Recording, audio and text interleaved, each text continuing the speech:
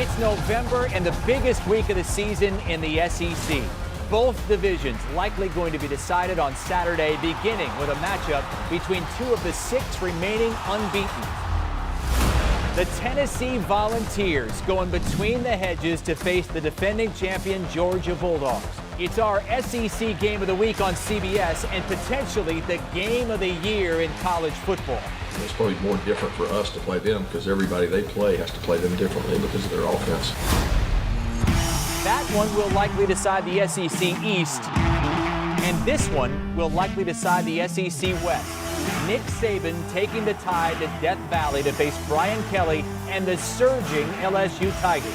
Both teams controlling their own fate in the SEC, but there's no longer any margin for error for the preseason favorites from Tuscaloosa. We got to be able to have enough poise to be able to execute in this kind of environment. That's obviously going to be really important for this game versus LSU, who right now is probably playing as well as anybody in the country.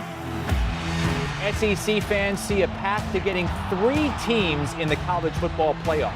And that path will open a bit more if Notre Dame can upset Clemson.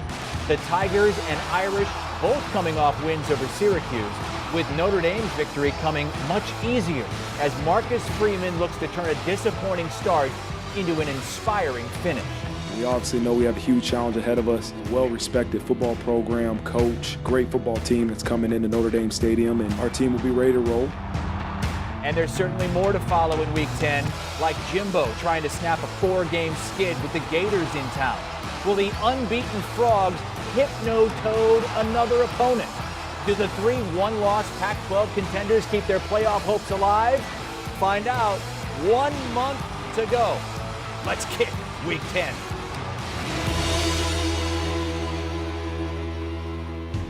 Back here on the Cover 3 Takeover here on CBS Sports HQ. It is time for our Cover 3 play. These are our best bets from the Cover 3 play. 6-4. Barrett is our leader, sitting right at 500, 5-5. Tom at 4-6. The competition is tight. The weeks remaining are few. A lot of pressure on us, so let's dive into the Cover 3 play. A reminder, that is a player to watch. That is a matchup to watch and the aforementioned best bet. Barrett, you are in first place. You have the honors on the tee box. What is your Cover 3 play for Week 10? Well, my player to watch is going to be Jaden Daniels, the LSU quarterback. Look, I mean, I think this game between LSU and Alabama, it's going to be on the quarterbacks. And Jaden Daniels actually has been pretty solid through the air, which is not something we could have said in the first month of the season. So if Jaden Daniels can supplement what he can do on the ground and find a receiver, doesn't matter which one, a receiver deep downfield to take advantage of Alabama's weakness, which is that secondary, then I think LSU could have a shot, Alabama fans, not will, could have a shot at springing the upset. My matchup to watch is the Tennessee-Georgia game, specifically Tennessee's defensive line versus Georgia's rushing attack, because Georgia needs to establish the run in order to set Stetson Bennett up to take the top off of defense. If Tennessee's defensive front, that front seven's really solid against the run, one of the best run defenses in the entire country, it's going to make it hard on Stetson Bennett to win that game with his arm. Not just because he's not going to get any help, but because his receivers are not that great. So Tennessee's defensive front versus Georgia's rushing attack, I think, is going to tell the tale in that one. And my play, go back to Baton Rouge. Alabama LSU, take the under. What do we know about Nick Saban in Death Valley, especially at night in Death Valley? He plays it very conservative. He knows that, like Les Miles says, Death Valley is where opponents' dreams come to die. He is not going to flirt with death, and because of that, I expect Alabama to win, but I also expect Alabama to deflate the football in the second half and for that under to cash easily. Barrett, we're watching the same player. My player to watch is LSU quarterback Jaden Daniels, because I think he's an important part for this game against Alabama if LSU wants to pull off the upset. And I think that we've seen in the last few weeks, he's kind of taken a step forward in the passing attack through the air. If you look at LSU's first 5 games of the season, Jaden Daniels only threw 6 touchdowns. In the last 2 weeks, he's thrown 5 touchdowns. But the question is, He was facing Florida and Ole Miss, two defenses that so far this season have not proven to be the best defenses in the SEC. Alabama's defense is pretty good, and especially against the run, which is what LSU's offense has been built on for most of the season. And what was Jaden Daniels' worst game as a passer with LSU? Why, it was against Tennessee, when the Vols took away the run from the Tigers, put him in a hole early, and he had to throw the ball. We need to see if he gets stuck in a situation where he's in a shootout with Bryce Young. Can he compete? That's what I'll be looking for there. My matchup to watch: the Purdue offense versus the wind. I don't know if you've seen the weather forecast for this week's game in West Lafayette against Iowa, but there are going to be 50-mile-per-hour gusts of wind blowing through Ross-Ade Stadium, which is bad news for a team that throws the ball more often than anybody else in the Big Ten and needs a win to keep pace with Illinois in the Big Ten West. So not only will the Purdue offense and former Iowa Hawkeye Charlie Jones be facing one of the best pass defenses in the Big Ten, but they'll also be facing 50-mile-per-hour winds. That's probably not going to work well in their favor. But my best bet, what else could it be? Air Force is playing Army Saturday morning on CBS. You're going to be watching it. The total's 40.5, and you're going to be betting the under, because since 2005, the under is 42-9-1 in games between service academies. The clock never stops. They never throw the ball. They rarely score points. Take the under.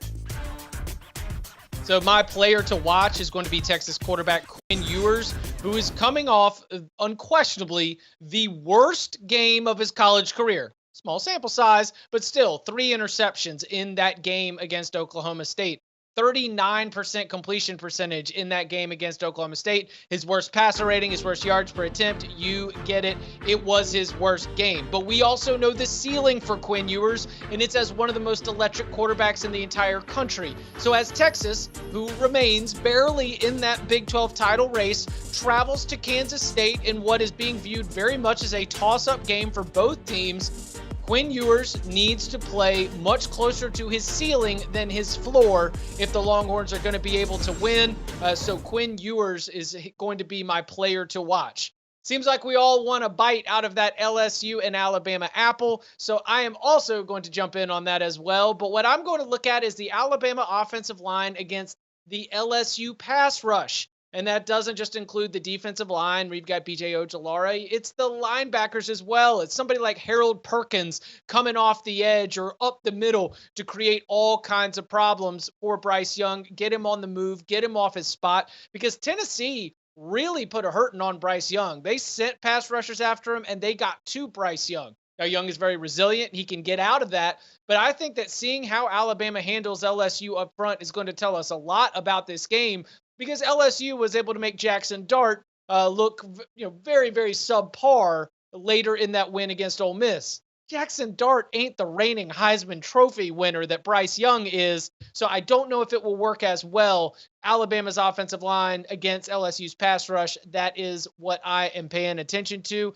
And finally, for my best bet, we are going to go to South Bend.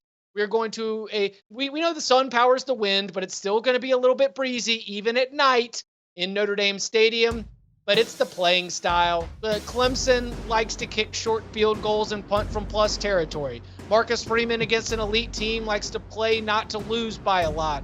2 conservative coaches, 2 extremely good defenses. I think it sets up for an under 44 in Clemson and Notre Dame. Well, our thanks to Barrett Sallee and Tom Fornelli. I'm Chip Patterson, and if you want more of the Cover 3 podcast, you can download it wherever you get your podcast. Scan that QR code that was on the screen. Barrett, Tom, thank you very much, and thank you for watching the Cover 3 Takeover here on CBS Sports HQ.